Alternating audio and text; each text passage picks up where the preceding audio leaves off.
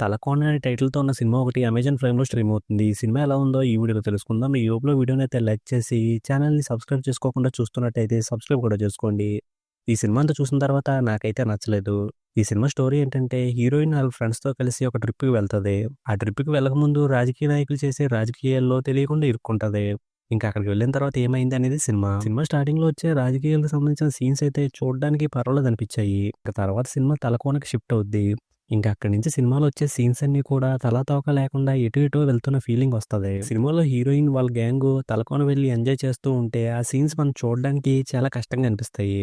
ఇంక వీళ్ళు స్టార్ట్ చేసిన పాయింట్‌ని వాడుకుంటూ అడవుల్లో ఏమన్నా కొంచెమైనా థ్రిల్ చేస్తారేమో అని వెయిట్ చేస్తా ఉంటే, దాన్ని పూర్తిగా పక్కన పెట్టేసి మెయిన్ విలన్‌గా అజయ్ ఘోష్ గారు ఎంట్రీ ఇస్తారు. ఆయనేమో డ్రగ్స్ అని, సైంటిస్ట్ అని, సంజీవని అని ఏదేదో చేస్తా ఉంటాడు. ఇంక సినిమా సెకండ్ హాఫ్‌కొచ్చాక మరీ వింతగా అయిపోయింది. సినిమాలో ఉన్న క్యారెక్టర్‌లన్నీ అడవిలో అటు ఇటు తిరుగుతా ఉంటాయి. ఎవరెవరు ఏ మోటివ్‌తో తిరుగుతున్నారనే దానికి సరిగ్గా క్లారిటీ ఉండదు. వాళ్ళ సిట్యుయేషన్ ఏదైనా సరే వాళ్ళు సరదాగా వాకింగ్ చేస్తున్నట్టే కనిపిస్తూ ఉంటారు. ఇంక సినిమా లాస్ట్‌లో అయితే సడెన్‌గా డివోషనల్ టచ్ లాంటిదొచ్చింది. అది ఎందుకొచ్చిందో అర్థం కాలేదు. ఇంక సినిమాని స్టార్ట్ చేసిన పాయింట్‌కి సరైన ఎండింగ్ ఇవ్వకుండా సడెన్‌గా సినిమాని ఆపేశారు. పోనీ పార్ట్ 2 అని వేసినా దాని తర్వాత చెప్దామని దాచుకున్నారు అనైనా అనుకునే ఛాన్స్ ఉండేది. కానీ అలా కూడా చేయలేదు. ఇక సినిమాలో కొన్ని సీన్స్‌లో హీరోయిన్‌తో కావాలని ఎక్స్‌పోజింగ్ చేసినట్టు అనిపించింది. హీరోయిన్ చూడడానికి బానే కనిపించింది కానీ పెర్ఫార్మన్స్ అయితే అంత బాగా కనిపించలేదు. ఇంకా అలానే మిగిలిన క్యారెక్టర్లు చేసిన వాళ్ళ పెర్ఫార్మన్స్, బ్యాక్‌గ్రౌండ్ స్కోర్ కూడా అంతంత మాత్రంగానే అనిపించాయి. ఫైనల్‌గా ఎక్కడో స్టార్ట్ అయిన సినిమా ఇంకెక్కడో తిరిగి ఎక్కడో ఎండ్ అవుద్ది.